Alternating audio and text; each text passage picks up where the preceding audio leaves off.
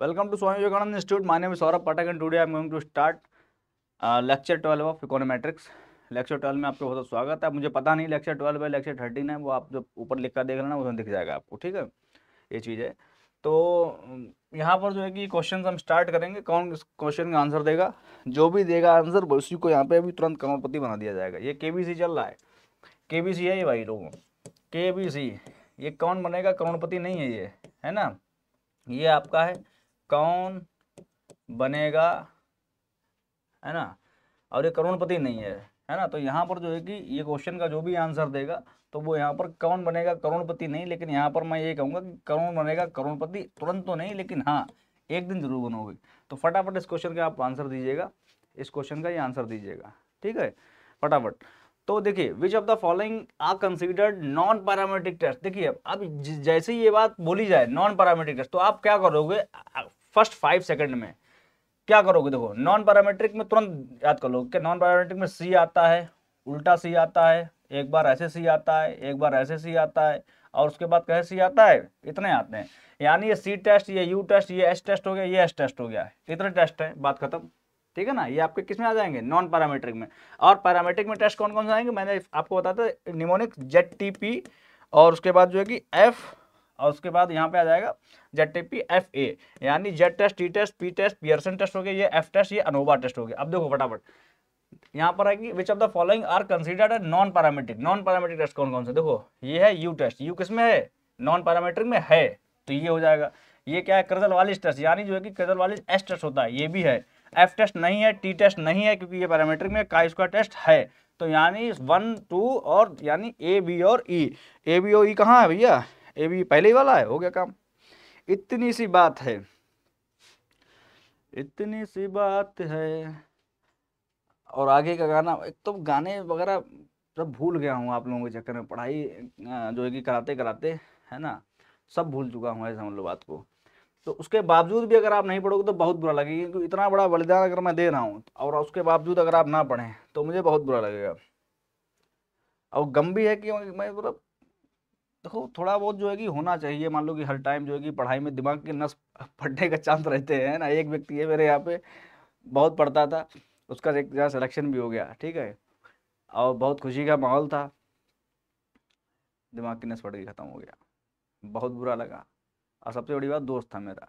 अब आप लोगों को सर आप इतने बेशर्म में दोस्त की मौत पे हंस रहे हो, तो कुल मिला के बात यह है कि बच गया है वो, मरते मरते बचा भैया। हॉस्पिटल में जो है कि चला गया, बोले कि दिमाग की नस फटने वाली थी, अगर ये नहीं आते 1 घंटा और, है ना, क्योंकि बता रहे ब्लड का जो है कि फ्लो बहुत तेज हो गया था दिमाग की नस, है ना, ये चीज़ें हैं।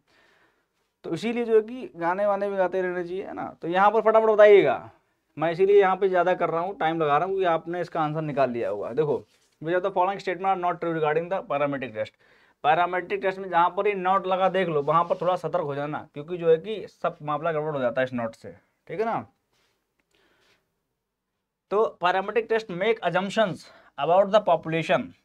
पैरामेट्रिक टेस्ट क्या करते हैं, अजम्पशन बनाते हैं पॉपुलेशन के बारे में। ये बात तो बिल्कुल सही है, लेकिन क्वेश्चन क्या कर रहा है, स्टेटमेंट नॉट ट्रू, तो ये तो हमारा आंसर होगा नहीं। तो पहले तो ये सही है, तो ये सही पे टिक कर दो, जो गलत होंगे वो हमारा आंसर होगा, ठीक है ना। There are more robust than non parametric. अरे नहीं भैया, कैसी बात कर रहे हैं, नॉन पैरामेट्रिक ज़्यादा रोबस्ट होते हैं, क्योंकि ये बॉर्डर पे लगते हैं। तो ये कैसे पैरामेट्रिक कैसे हो जाएंगे, यानी ये पैरामेट्रिक की बात कर रहा है, ये तो हो गया गलत। F test is an example of parametric test. तो एफ टेस्ट क्या है, एग्जाम्पल है किसका, पैरामेट्रिक टेस्ट का। तो बात तो भाई बिल्कुल सही है, ZTP FA यही तो है टेस्ट पैरामेट्रिक में, तो ये बात बिल्कुल सही है। There are also called distribution free test.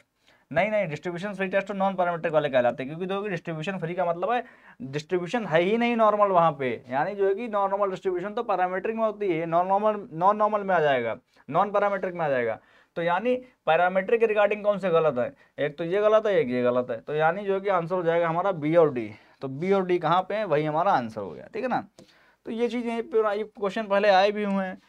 तो कुल मिला के आपने अगर पढ़ाई करी है तो फिर आप यहाँ पे लड़ाई कर पाओगे, अगर पढ़ाई नहीं करी तो लड़ाई किसी तरीके से नहीं कर पाओगे, हार जाओगे, है ना भैया, ये चीज़ है। और तुक्का में जो है कि अगर आपका सही बैठ गया औजार, वहाँ पे कहीं आपने मार दिया, मतलब आप जिससे लड़ रहे हो, तो वहाँ पे आप जीत जाओगे। लेकिन तुक्का हमेशा काम नहीं आता भैया, आपको सीखना पड़ेगा ही। Parametric test T Z F ANOVA, इसके बारे में फटाफट रिवीजन रिकैप कर रहे हैं। ये हमारा रिकैप वाला चल रहा है, पिछली क्लास में रिकैप हमने करा था तो उसमें थोड़ा बच गया था, ये वाला इसमें पूरा का पूरा ये रिकैप कर देंगे। तो फटाफट लगे रहिएगा, कॉपी पेन लेके बैठिएगा, समझिएगा। टी टेस्ट क्या होता है? It is a parametric test, ये तो होता ही होता है। स्टूडेंट्स टी डिस्ट्रीब्यूशन, ये किस पे बेस्ड है? स्टूडेंट की टी डिस्ट्रीब्यूशन पे बेस्ड है। It was developed by Gosset, यहाँ पर तो है कि सीली गॉसेट है, सीली सीली याद रखिएगा, गॉसेट है ना, गॉसेट का टी यहाँ पे समझिएगा, स्टूडेंट का टी यहाँ पे आ जाएगा, ठीक है ना, दोनों के नाम आपको याद हो जाएंगे। It is essentially testing the significance, अब ये क्या करता है? ये चेक करता है, टेस्ट करता है significance of the difference of the mean value and when sample size is small. ये क्या करता है? Significance of the difference of the mean value. Difference का मतलब है कि भैया यहाँ पर जो सैंपल का मीन है माइनस पॉपुलेशन का मीन है, इसका सिग्निफिकेंस चेक करता है। अपॉन नीचे आ जाएगा क्योंकि यहाँ पर standard deviation of population is not given, so here the standard deviation of sample will be used and that is denoted by S upon root N. What is N? N is the जो आपका sample size population है, यानी जो sample में जो population है, यानी sample size मान लो कुल मिला के ना। तो ये आपका टी टेस्ट होता है, ये इसका फॉर्मूला होता है, ठीक है ना। तो यहाँ पर क्या है कि, और ये स्मॉल ग्रुप के लिए लगता है, यानी 0 से 30 स्मॉल जो है कि यहाँ पर सैंपल साइज के लिए लगता है ये, ठीक है ना। और standard deviation of population is not given. It assumes population distribution is normal है। अब चूंकि नॉर्मल है तो यहाँ पर रैंडम और इंडिपेंडेंट होगा, ये मैं बहुत अच्छे बता चुका हूँ कि नॉर्मल है, यानी कोई अगर नॉर्मल सेब रखे बैठा तो वो कहेगा रैंडमली कोई भी सेब उठा लो ले जाओ, ठीक है ना। सैंपल साइज स्मॉल होता है, population standard deviation is not known, और जो है कि यू के नाम, और जो है कि ये आपका क्या है, मान वाइट ने यू टेस्ट जो है कि is a non parametric counter part test of T, जो है कि टी टेस्ट का जो है कि यू टेस्ट जो है कि वो क्या है, काउंटर पार्ट है। अब ये जो है कि 1 सैंपल टेस्ट भी होता है, ये 2 सैंपल तक लग सकता है, 2 सैंपल से ज़्यादा अगर लगाना है तो फिर हमें अनोवा में जाना पड़ेगा, अनोवा टेस्ट लगता है, ये 2 सैंपल तक लग जाता है। तो 2 सैंपल में जो है कि पहला सैंपल का तो फॉर्मूला बता चुका हूँ, दूसरे सैंपल फॉर्मूला क्या होगा कि यहाँ पर सैंपल का मीन और दूसरे सैंपल का मीन आएगा, यहाँ पर पॉपुलेशन का मीन नहीं आएगा। तो यानी जो है कि x1 का मीन माइनस x2 सैंपल 2 का मीन अपॉन, उसके बाद जो है कि यहाँ पर ऐसे S1 upon root N plus S2 upon root N, ऐसे होगा भैया, है ना, इस तरह से। अब ये स्क्वायर हो जाएगा क्योंकि ये वेरिएंस ले लेगा यहाँ पे इसकी, ठीक है ना। तो इतनी सी बात है, और हमें तुमसे इसलिए बहुत ज़्यादा प्यार है क्योंकि आप लोग पढ़ रहे हो, आप लोग मुझे पता है कंटिन्यूसली देख रहे होगे, ठीक है। अगर नहीं देख रहे हो तो फिर बहुत ज़्यादा गलत बात है, और आपको ये बात गलत इसलिए लगी क्योंकि आप देख ही नहीं रहे हो। वैसे भी अगर देख ही नहीं रहे हो तो मेरी बात सुनोगे कैसे? कुल मिला के ये है, नोट्स बनाइए, अगर नोट्स नहीं बनाओगे तो सब मामला बेकार, पढ़ने से कोई फायदा नहीं, कल फिर भूल जाओगे। If the value of test static is greater than the table value, अगर जो है कि if the value of test static is greater than the table value तो रिजेक्ट द नल हाइपोथेसिस। तो यहाँ पर जो है कि नल हाइपोथेसिस को आप क्या करोगे? रिजेक्ट कर दोगे। ये बहुत बड़ी बात कह दी गई है यहाँ पे। ये टेस्ट स्टैटिक वैल्यू जो है अगर greater than the table value है ना, तो जो है कि रिजेक्ट कर दो नल हाइपोथेसिस को। और अगर टेस्ट वैल्यू जो है कि स्टैटिक जो है कि less than the table value, तो यानी जो है कि उसको क्या करोगे आप? क्या करोगे? डू नॉट रिजेक्ट करोगे। अब एक्चुअल में टेबल वैल्यू क्या होती है? क्रिटिकल वैल्यू होती है। बात खत्म हो गई है, क्रिटिकल वैल्यू हो गई है। क्रिटिकल वैल्यू से अगर टेस्ट वैल्यू क्या है, ज़्यादा है, तो रिजेक्ट करोगे। मैं आपको बात 100 बार बता चुका हूँ, टेस्ट वैल्यू जो है कि क्रिटिकल वैल्यू से अगर कम है क्रिटिकल वैल्यू से, तो आप इसको क्या करोगे? नॉट रिजेक्ट करोगे। अब आपको ये याद नहीं हो रहा होगा, जबकि मैंने ये आपको वैसे बताया यहाँ से, ये ऐसी क्रिटिकल वैल्यू होती है, अगर ये रिजेक्शन रीजन आता है। अब टेस्ट वैल्यू अगर यहाँ से इससे ज़्यादा जाएगी तो रिजेक्शन रीजन में जाएगी ना, तो ये ज़्यादा है तो ये रिजेक्ट करो, तो यही लिखा होगा value of test greater than reject कर दो वैल्यू। तो ये सारी चीज़ें आप जानते होगे।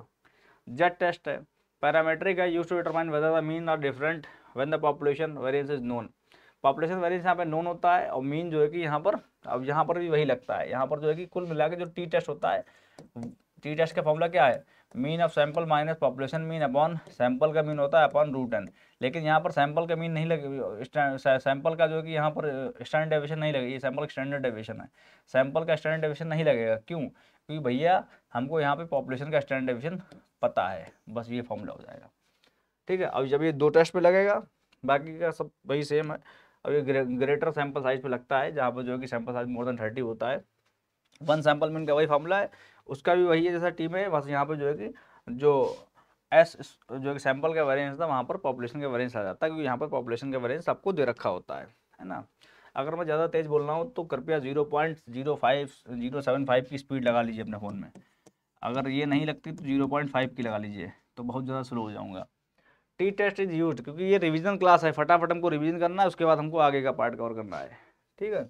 T test is use when sample size is small and the population variance is not known. T test जो है कि तब यूज होता है जब सैंपल साइज स्मॉल है, पॉपुलेशन वेरिएंस नॉट नोन है। जेड टेस्ट तब लगता है जब सैंपल साइज लार्ज है और पॉपुलेशन वेरिएंस इज नोन।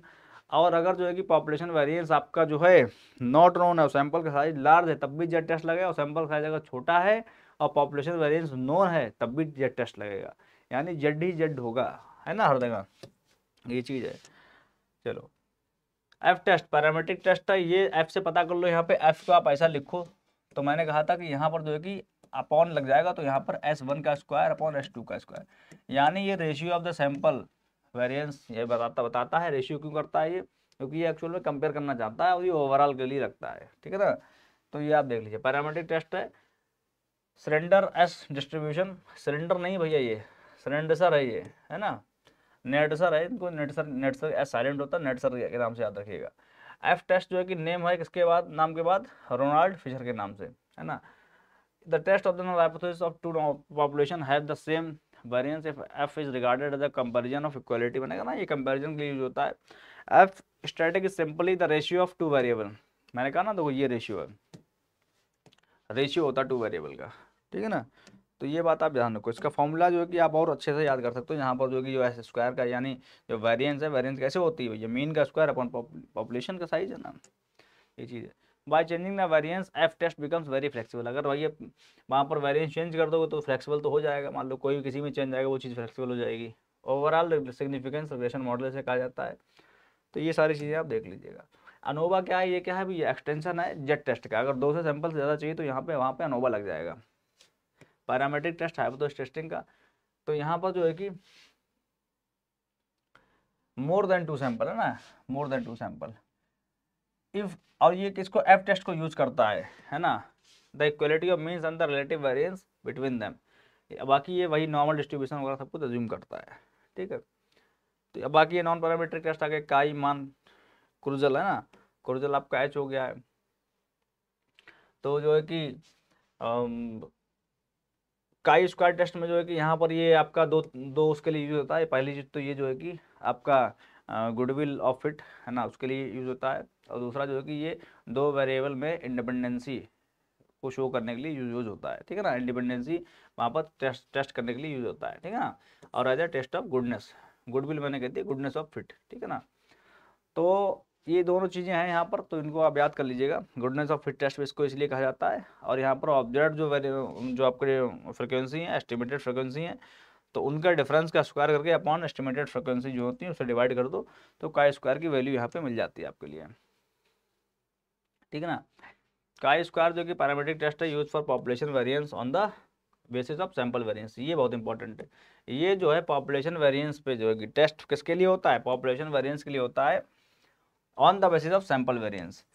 जैसे कि हाई पॉपुलेशन वेरिएंस, जैसे कोई आपसे आए, जैसे कि कोई आप मिलने आपसे आया है, लेकिन उससे पहले जो है कि कोई आपके बारे में जानना चाह रहा है ना, और लेकिन आप तो हो नहीं, जैसे कि आप ऐसा नहीं कि आप नहीं, आप हो। ये बात, मेरा स्टेटमेंट जो है कि थोड़ा मैं आगे बोलूँ उसको भी समझने का प्रयास करिए।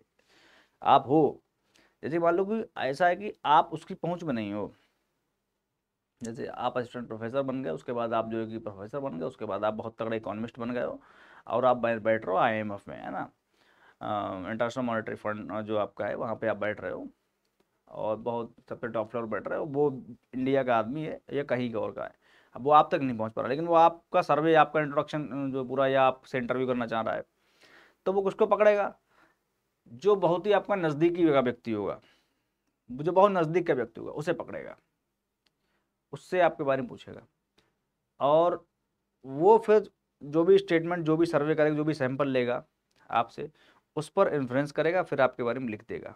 यानी जो है टू चेक, है ना, टू चेक, मतलब जो है कि फॉर यू, मैं इसको रेट करना चाहता हूँ कि आपके बारे में, आपको चेक करने के लिए जो है कि हम पीछे कौन है आपके, जो है कि जो आपका नज़दीकी है।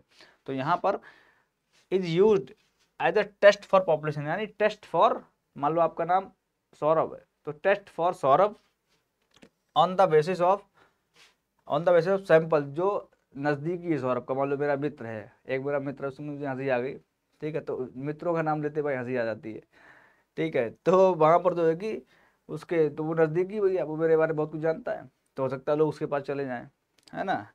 केडी केडी उसका नाम है भैया, है ना। तो वो तो हालांकि मेरे बारे में सब कुछ गलत ही बोल देगा भाई, है ना।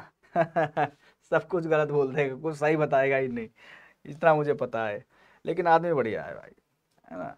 चलो, तो it is calculated as chi square pi, जो भी है इसका स्टैंडर्ड डेविएशन पॉपुलेशन अपॉन जो आपका standard deviation upon standard deviation. अब ये किसका है, ये सैंपल का है, ये जो है कि आपका पॉपुलेशन का n-1, ठीक है। तो इतनी सी बात जो है कि आपको याद रखनी है, ठीक है। यू टेस्ट जो है कि ये आपका क्या हो जाता है, counter part of T test है ना। तो यहाँ पर एक्चुअल में होता क्या है, ये जो यू टेस्ट है, ये दो सैंपल जो हैं वो सेम नॉर्मल डिस्ट्रीब्यूशन से हैं या नहीं है, ये चेक करने के लिए अप्लाई करा जाता है। ये दो सैंपल उठाए गए हैं, ये सब इन बिटवीन का मामला है। ये टेस्ट जब आप सैंपल उठा लोगे तो वो सैंपल में अनबायस्ड, मतलब सब कुछ सही है नहीं सही है, तो इसलिए सारे टेस्ट लगाए जाते हैं वहाँ पे, ठीक है ना। सारे नहीं, जो मतलब का होगा वो जो आपको जरूरत पड़ेगी वही लगाओगे, ठीक है। तो ये counter part of T test है। ये जो है कि आपका whether the two independent sample were selected from the population having the same distribution, ठीक है। तो दो से ज़्यादा के लिए वहाँ पे फिर जो है कि कर्जल वालिस या एस टेस्ट लग जाता है, ठीक है ना। ये चीज़ है, ठीक है। नॉन पैरामीट्रिक टेस्ट है, या आपका जो कि sample size small population is not normally distributed है, ये सब है, ठीक है ना। मिनिमम वैल्यू जो इसकी 0 होती है, और मैक्सिमम वैल्यू जो है कि n1 × n2 होती है सैंपल का साइज, ठीक है। इतनी सी बात है इसमें, ठीक है। ये इसके फॉर्मूले हैं, देख लीजिएगा। कर्जल वालिस टेस्ट, 2 और मोर, है ना, ये जो है कि 2 या 2 से ज़्यादा के लिए यूज होता है, तो यानी जो है कि यू का एक्सटेंशन हो जाता है, और उसके बाद जो है कि यहाँ पर इक्वल और अनइक्वल डिफरेंट सैंपल साइज के लिए यूज होता है ना। इसलिए है ना, देखो ये एक्सटेंड था मान वर्ड, एक्सटेंड क्यों, क्योंकि ये 2 से ज़्यादा भी लग जाता है, वो 2 ही सैंपल लगता है, ठीक है ना। ये चीज़ है। अनोवा, इसको वन वे अनोवा भी कहा जाता है, one way ANOVA parametric, and it's that is why it is also called as one way ANOVA on rank. One way ANOVA on rank कौन किसे कहा जाता है, एस टेस्ट को कहा जाता है। देखो ए ऐसे लिखा जाता है, तो इसको ए कर दो, है ना, एच के अंदर ही ये अनोवा ही है। वन वे अनोवा किसमें, रैंक भी ऐसे जुड़ेगा तो ऐसे कर दो, रैंक हो जाएगा ये। It uses rank instead of actual data, ये जो है कि अब रैंक यूज करता है क्योंकि ये नॉन पैरामीट्रिक भैया, तो वहाँ पर ये वो क्वालिटेटिव होता है, क्वालिटेटिव हमेशा उसकी रैंक होती है, ऑर्डिनल होता है, नॉमिनल मेजरमेंट होते हैं, तो इसलिए यहाँ पर रैंक का काम होता है, ठीक है। इस क्वेश्चन का फटाफट आंसर दो, फटाफट, बहुत जल्दी, क्योंकि अगर आपने इसका आंसर दे दिया तो समझ जाओ कि बहुत अच्छे से आपने पढ़ाई कर रखी है, और नहीं तो कुछ गड़बड़ है। मैं इसके लिए आपको 30 सेकंड प्लस देता हूँ, फटाफट इसका आंसर दीजिए।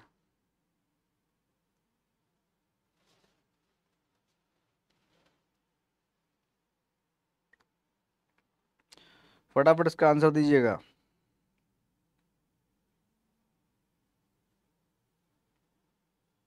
कौन बोल रहा, शांत रहो सर, तभी तो दे पाऊंगा आंसर।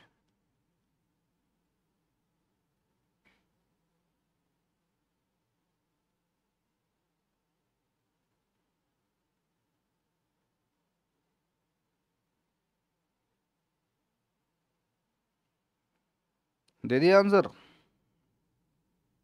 चलो।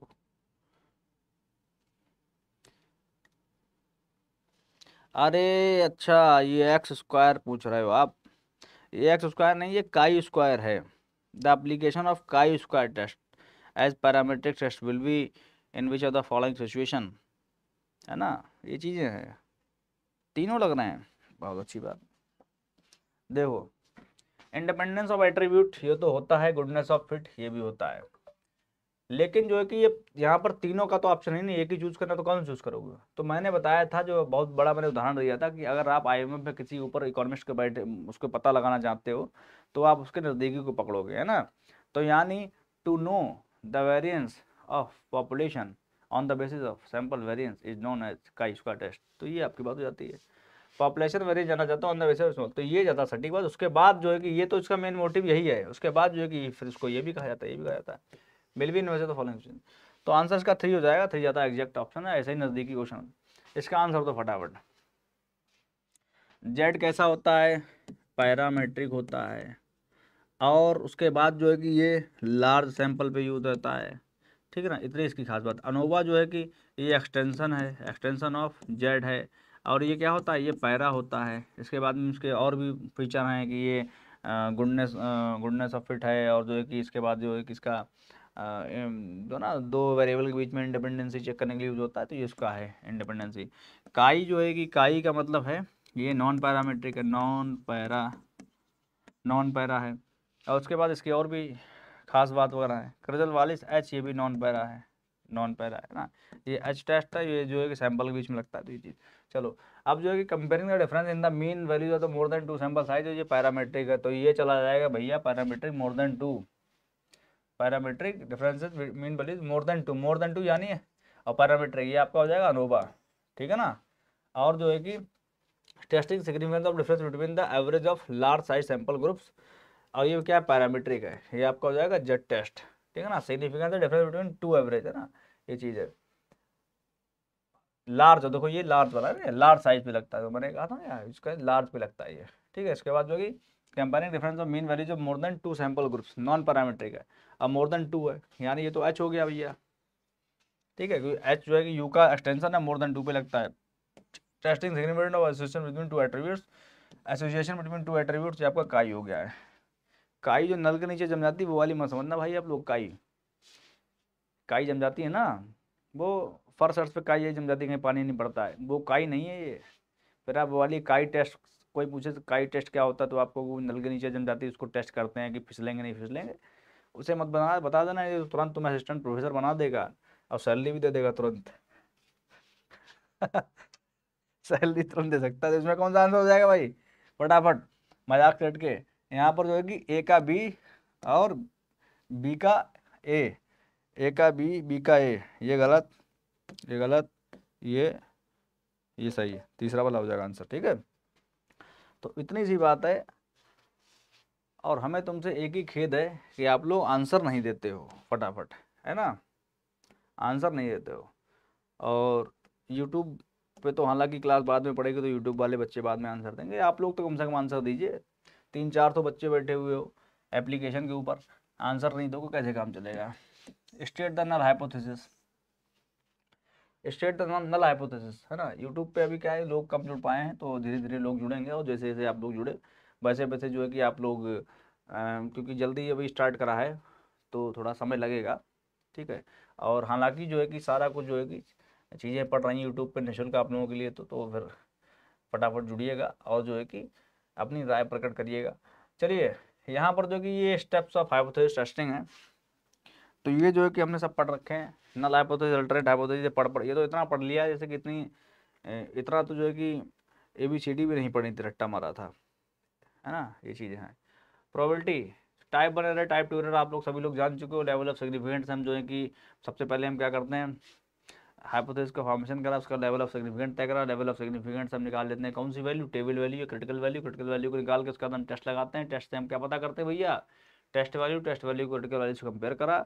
टेस्ट वैल्यू को क्रिटिकल वैल्यू से ज़्यादा है तो अब आप जो है कि नल हाइपोथेसिस को क्या कर दोगे, रिजेक्ट कर दोगे। टेस्ट वैल्यू अगर क्रिटिकल वैल्यू से कम है तो नल हाइपोथेसिस को आप एक्सेप्ट कर लोगे, और अगर नल हाइपोथेसिस एक्सेप्ट हो जाएगी तो आपकी अल्टरनेट हाइपोथेसिस फॉल्स हो जाएगी, और नल हाइपोथेसिस अगर आपकी रिजेक्ट हो जाएगी तो अल्टरनेट हाइपोथेसिस आपकी ट्रू हो जाएगी। ये इतनी चीज़ें हैं, बात खत्म हो जाएगी। और अगर आपको ये नल हाइपो, अगर आपको जो कि ये सिग्निफिकेंट लेवल ऑफ सिग्निफिकेंट नहीं देखना है, क्रिटिकल वैल्यू से आपको मतलब नहीं रखना है, तो सीधा ही तक चले जाओ पी टेस्ट पे। पी टेस्ट क्या होता है, what is P test, what is P value. P value is the probability of the test value, probability of coming test value, यानी आपने सीधा इधर टेस्ट वैल्यू निकाला, उसका आपने टेबल में जो है कि उसकी प्रोबेबिलिटी है, उसकी पी वैल्यू देखी। अगर P value if it is greater then 0.05, greater है, बात ध्यान रखना, ग्रेटर है, बात ध्यान रखना, ग्रेटर है, तब आप क्या करोगे टेस्ट को, क्योंकि मैं भी कंफ्यूज हो रहा हूँ, आप अगर ग्रेटर तो आप उसको रिजेक्ट कर दोगे। उल्टा बोल गया, गलती हो ही गई। अगर जो है कि ग्रेटर है तो जो है कि आप डू नॉट रिजेक्ट। इसमें उल्टा होता केस, जैसे कि जो टेस्ट वैल्यू होती है वो क्रिटिकल वैल्यू से अगर ग्रेटर है तो आप उसको क्या करोगे, रिजेक्ट करोगे। और पी वैल्यू है वो जो है कि आपकी जो है कि टेबल वैल्यू से, यानी जो है कि जो टेबल वैल्यू है, अब ये टेबल वैल्यू कहाँ से निकली है, जो प्रोबेबिलिटी, ये क्या है actually, probability of T test, तो उसकी टी टेस्ट की वैल्यू है। और ये क्रिटिकल वैल्यू कहाँ से निकली भाई साहब, ये क्रिटिकल वैल्यू कहाँ से निकली है, ये जो है कि लेवल ऑफ सिग्निफिकेंट जो होता है, जो आपने मतलब 5% तक करा तो इसकी है वैल्यू, तो इसमें अंतर समझिए।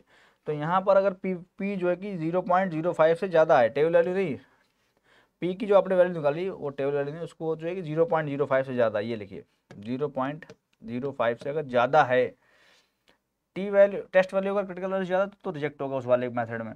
और पी वैल्यू वाले मेथड में अगर पी जो है कि 0.05 से अगर ज़्यादा है ना, तो जो है कि डू नॉट रिजेक्ट होगा। ये समझिए, ये अंतर है, do not reject, opposite case है भैया यहाँ पे। तो इतनी सी बात है, यहाँ पे ध्यान रखिएगा, ये आपको मैं करा चुका हूँ, ठीक है ना। ये जो है कि यहाँ से पी वैल्यू ऐसे निकाली जाती है। पी वैल्यू क्या होता है आप समझ लीजिएगा, ये मैं आपको बता भी चुका हूँ पहले से ही। ये क्या होती है P value, probability of getting value of our test static if the null hypothesis is true. यानी नल हाइपोथेसिस जो ट्रू है, तो जो है कि नल हाइपोथेसिस भैया ट्रू होनी चाहिए आपकी, उसके बाद जो जो आपकी probability of getting the value of test static जो है कि, है ना,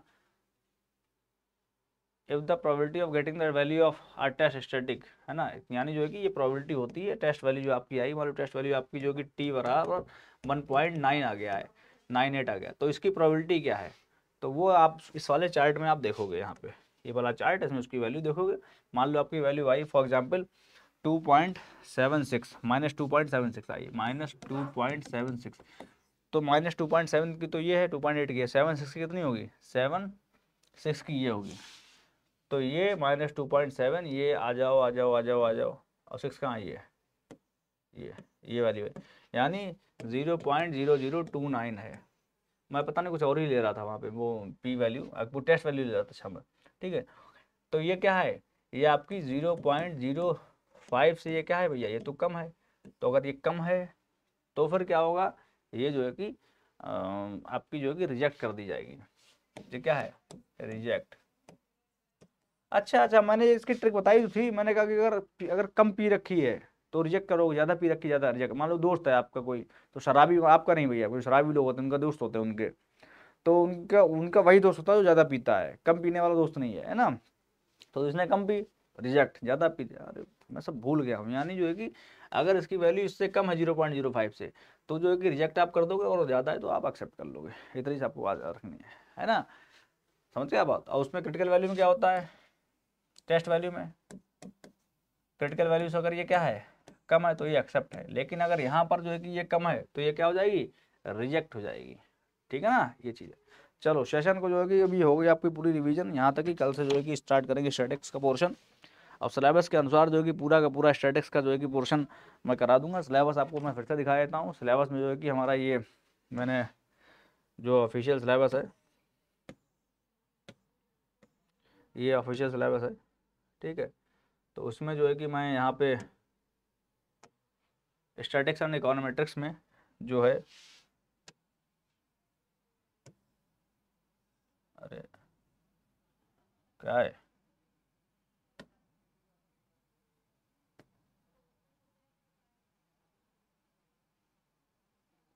चलो ये चीज़ है, ये सब करना है। बाकी ये बहुत चीज़ें ख़त्म कर चुके हैं इसमें, लेकिन जो है कि कल से मैं यहाँ से ये probability, concept of probability distribution, ये सब मूवमेंट, सेंट्रल टेंडेंसी वगैरह, स्क्रिप्टेड स्टैटिक्स वगैरह, ये सारा कुछ स्टार्ट करूँगा। Sampling method, sampling distribution, statistical influence, hypothesis testing, ये सारा कुछ मैं स्टार्ट करूँगा कल से, ठीक है। ये कल से मैं सारा कुछ स्टार्ट करूँगा, तो बिल्कुल जो है कि घबराइए मत, पूरा का पूरा जो ये यूजीसी नेट का सिलेबस है, ये यूजीसी नेट का ऑफिशियल सिलेबस है ये, ठीक है। ये देखिएगा, आपको दिखा दूँ मैं,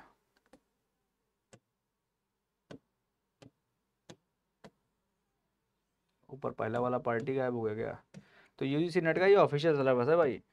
तो इसी सिलेबस के अकॉर्डिंग मैं आपका सिलेबस कंप्लीट करा रहा हूँ, ठीक है ना।